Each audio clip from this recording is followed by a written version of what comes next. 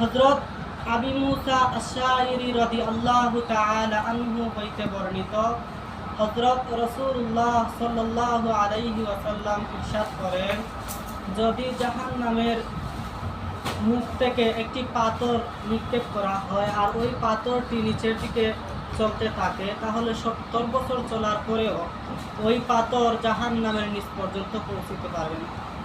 আল্লাহ সুবহানাহু ওয়া তাআলা আমাদেরকে বেলা হিসাবে জান্নাত দান করুন। আমরা সবাই বলি আমিন। আমিন।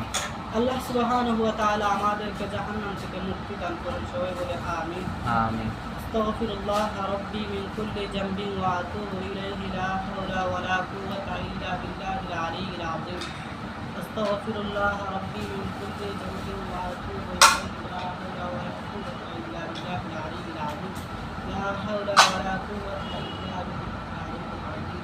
লা ইলাহা ইল্লাল্লাহ মুহাম্মাদুর রাসূলুল্লাহ সাল্লাল্লাহু আলাইহি ওয়াসাল্লাম।